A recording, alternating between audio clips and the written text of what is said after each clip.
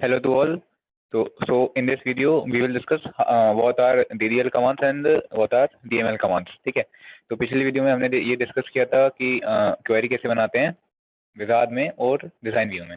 सो इस वीडियो में हम DDL और DML ये दो कमांड्स के बारे में जानेंगे और इनके पार्ट्स और साथ में इनके सिंटैक्स के बारे में जानेंगे. ठीक है, तो ये दोनों जानने के बाद उसके बाद फिर अगली वीडियो में हम इसका प्रैक्टिकल सेशन कर देंगे. ठीक है, तो फिर पहले अपन देखते हैं दी क्या है. देखो, क्वेरी बनानी है. क्वेरी की दो तरीके पहले बता दिए मैंने. क्या थे? एक तो विजार्ड से बना सकते हैं और एक डिजाइन व्यू में बना सकते हैं.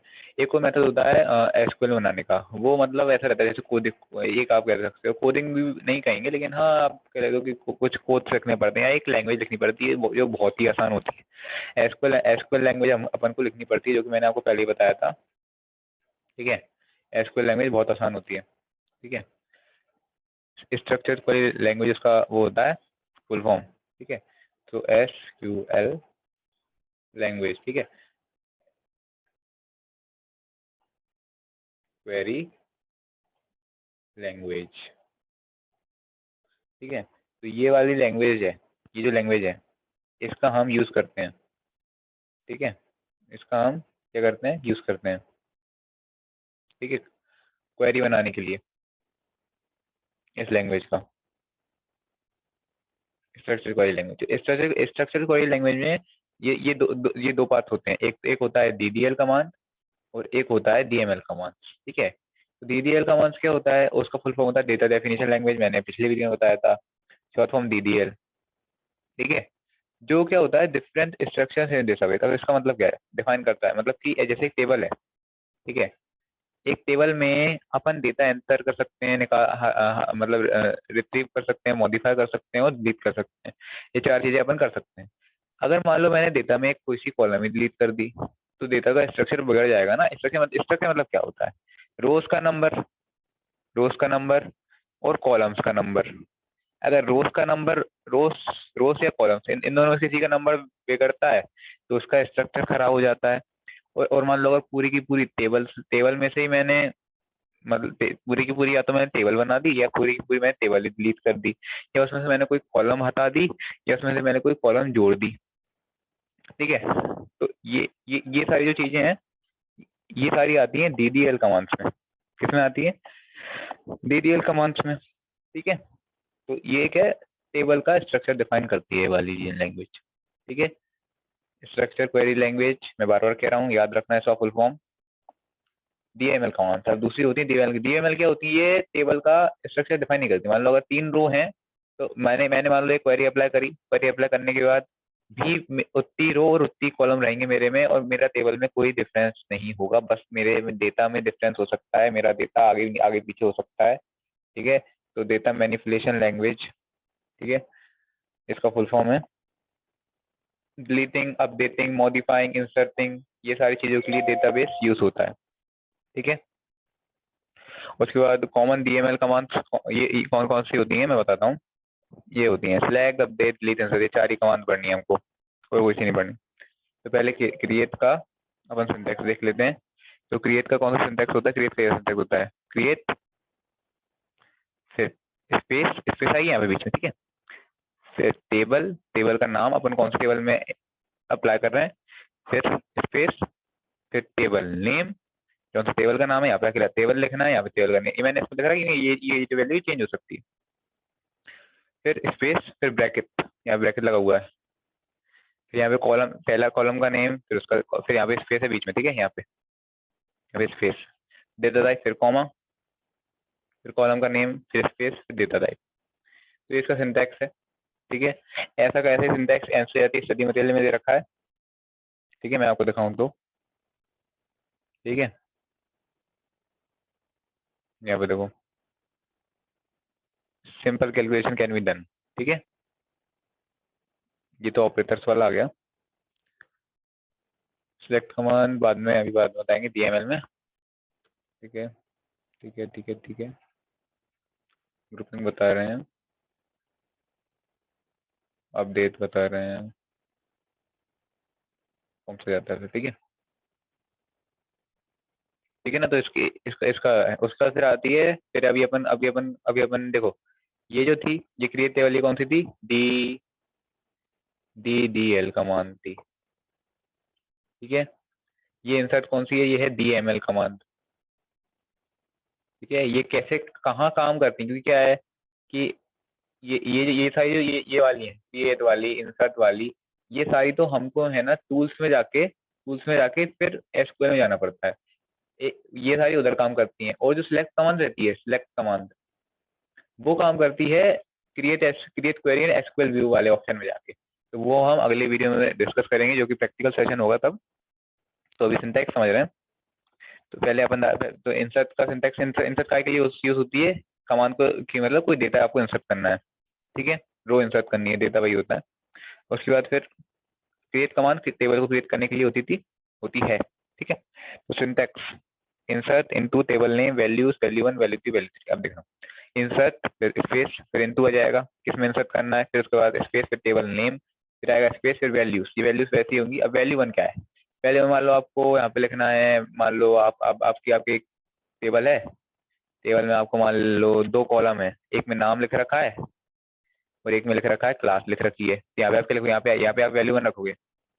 वैल्यू में क्या लिखोगे, यहाँ वैल्यू में लिखोगे मान लो हरीश है, तो हरीश हरीश लिख दोगे यहाँ पे, और कॉमा लगा के उसकी क्लास मान लो 5th है, तो यहाँ पे फिफ्थ लिख देना, या 10th लिख देना, 11th 12th 9th 8th 7th 6th जो लिखना है, ठीक है। और सेम ऑर्डर में होनी चाहिए, सेम ऑर्डर नहीं बिगाड़ना चाहिए।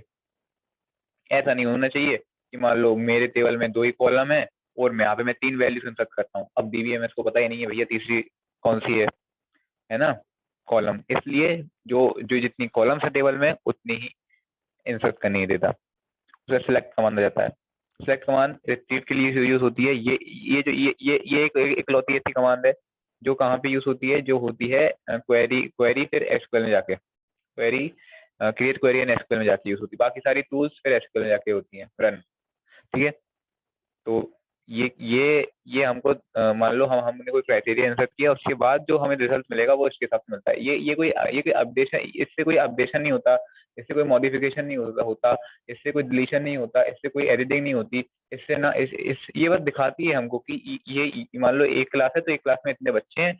ये जो हम क्राइटेरिया स्पेसिफाई करते हैं, मान लो हमें ये चाहिए कि कौन कौन ने स्ट्रीम कोड 1001 है, इसकी क्लास 11th है या 12th है, तो उसके हिसाब से सिलेक्ट कमांड यूज होती है, ठीक है। सिंटैक्स इसका, तो पहले सिलेक्ट, स्पेस, कॉलम नेम, कौन सी डिजाइन व्यू में याद था, डिजाइन व्यू में हमने कॉलम स्पेसिफाई करी थी कि हमको कौन कौन सी कॉलम चाहिए, वैसे इसमें ही तो हमको यहाँ पे स्पेसिफाई करना पड़ेगा कि कौन कौन सी 2 कॉलम चाहिए, 2 या 3 4 जितनी हो टेबल में उतनी लेना, ठीक है। इसके बाद फ्रॉम कौन से टेबल से उसको टेबल नेम लिख देना। इतना करोगे ना, इतना करने के बाद जौन सी तुमने कॉलम स्पेसिफाई करी है ना, वो सारी कॉलम्स आ जाएंगी, वो सारे ये जितनी यहाँ पे कॉलम्स जितनी वो हो जाएंगी, वो सारे रिकॉर्ड्स हो जाएंगे। अब तुम्हें कंडीशन स्पेसिफाई करनी है, तो कंडीशन है ना वेयर से यूज होता है, वेयर क्लॉज के साथ, ठीक है। तो वेयर क्लॉज क्राइटेरिया स्पेसिफाई करने के लिए होता है, ठीक है। कौन कौन चाहिए, तो सिलेक्ट, वही है, यहाँ तक तो सेम ही है, यहाँ तक टेबल नेम तक, यहाँ पे वेयर के बाद कंडीशन, एक कंडीशन अपन मैं बताऊंगा कैसे करना है। कंडीशन कैसे करना है, मान लो अपन ऐसे लिख सकते हैं, where name is equal to Harish, where percentage is greater than 80, where stream code is equal to 1001, ऐसे अपन कर सकते हैं। प्रैक्टिकल सेशन में बताऊंगा, ठीक है। ये ऑपरेटर्स होते हैं, मैंने ये बोला, मान लो मुझे परसेंट 80 से हो तो मैं ये वाला यूज करूंगा, ठीक है। 90 से बिलो तो ये वाला यूज करूंगा, 90 हो या फिर 90 से अबव हो तो ये यूज करूंगा, 90 से बिलो या 90, नॉट इक्वल टू के लिए वाला, ठीक है। नॉट इक्वल देख लेना ध्यान से, नॉट इक्वल टू के लिए वाला, ठीक है, ये इक्वल टू के लिए, ठीक है। तो बिटवीन ऑपरेटर का के लिए, जैसे मान लो मुझे चाहिए कि भैया ये एक डेटा है, इसमें इस क्लास में इतने बच्चे पढ़ते हैं, मुझे जानना है कि 80 से 90 के बीच में कितने बच्चों की परसेंट आई है। तो मैं यहाँ पे लिख दूंगा बिटवीन 80 to 90, बाकी पूरा सिलेक्ट कमांड की तरह सेम रहेगा, ठीक है। तो इसमें दोनों वैल्यू होती हैं, दोनों मतलब लोअर वैल्यू भी होती है और अपर वैल्यू भी होती है, ठीक है। ऑर्डर बाय, तो ऑर्डर बाय जैसे अपन ने याद है, अपन ने विजार्ड में भी किया था और डिजाइन व्यू में, दोनों में अपन ने ऑर्डर स्पेसिफाई किया था, ऐसा नहीं में करना दे रहेंगे। तो सिलेक्ट का यहाँ तक तो सेम ही रहेगा, और यहाँ पे ऑर्डर बाय लिख देंगे। तो ऑर्डर बाय किस ऑर्डर के हिसाब से किस ऑर्डर के किस कॉलम के हिसाब से ऑर्डर करना है, ठीक है। तो ASC जो रहता है वो असेंडिंग के लिए रहता है और BSC रहता है वो डिसेंडिंग। अगर आप कुछ नहीं लगाते तो वो अपने आप ऑटोमेटिकली असेंडिंग में कर देगा, और अगर DSC लगा दोगे तो DSC DESC में कर देगा। फिर अपडेट कमांड अपडेट के लिए यूज होती है, मतलब कि मान लो यहाँ पे लिखा है कि इस बच्चे की 90% थी या इस बच्चे की 87% थी, तो वो हमने गलत टाइप कर दी गलती से, तो हमें 87 की जगह मान लो हमें 91 करनी है, तो उसमें अपन अपडेट का यूज करते हैं, ठीक है। तो उसके बाद अपडेट के लिए कौन कौन सी यूज होती है, अपडेट का सिंटैक्स रहता है अपडेट, फिर कौन से टेबल में अपडेशन करना है आपको, फिर सेट जो नई वैल्यू सेट है, तो आप हमारा हमें लिखना है यहाँ पे परसेंट वाले को परसेंट इज इक्वल्स टू 91, ठीक है। 91 हमें परसेंट 91 करनी है, कहाँ करनी है, तो वेयर कंडीशन, वेयर अपने लिख देंगे where roll number is equals to 5, ठीक है, ऐसा कर सकते हैं, ठीक है। तो update student record set percentage is equals to 91 where roll number is equals to 5, ठीक है। एल्टर कमांड ये कौन सी है, ये है DDL, ठीक है। ये कौन सी थी, ये थी DML, ये ऊपर में मैं बताया ये सारी DML थी, ठीक है। ये भी DML है, DML, ठीक है। ये वाली भी DML थी, और सिलेक्ट कमांड थी ना, ये भी DML ही थी, ठीक है। एल्टर कमांड क्या होता है, एल्टर कमांड का यूज होता है कि अगर मुझे कॉलम ऐड करनी है ना, तो मैं एल्टर का यूज करूंगा, ठीक है। ऐड करनी है तो alter table add column name data type लिख दूंगा कॉलम का, और साइज ये, ठीक है। और अगर मैं और यहाँ पे मैं लिखूंगा ड्रॉप टेबल ये, और डिलीट कॉलम ये वाली, तो जो सी कॉलम में डिलीट करनी है वो ऐसी कॉलम डिलीट हो जाएगी। तो अगले अगले वीडियो में मैं इन सबको प्रैक्टिकल करके दिखाऊंगा, और उसके बाद अपन सीखेंगे कि फॉर्म्स और रिपोर्ट्स कैसे बनाते हैं और इनका काम क्या होता है, ठीक है। तो अपन ने ये देख लिया, ये देख लिया, ये देख लिया, ये देख लिया, ये देख लिया, ये देख लिया, ठीक है। अपने रिलेशनशिप भी देख ली थी सारी, फंक्शंस ये सारे एनसीईआरटी वाले ही हैं, कोई अलग से नहीं है, ठीक है। ये अपन ने देखा था अलग अलग, ये जरूर याद करके चले जाना, हो सकता है पूछ लें, ठीक है। और फिर RDMS क्या होता है ये, ठीक है, और कॉन्सेप्ट, ठीक है। तो यही है इतना वीडियो में, वीडियो लाइक है, वीडियो को लाइक कर देना, वो पसंद आए चैनल तो सब्सक्राइब भी कर देना, और अगर वीडियो अगर पसंद आए तभी तभी लाइक करना, ठीक है। और अगर कोई गलती हो गई हो या फिर कुछ डाउट वाउट हो तो पूछ लेना कमेंट्स में, ठीक है। तो अभी के लिए इतना ही, फिर अपन अगली वीडियो मिलते हैं, और प्लेलिस्ट देख लेना, और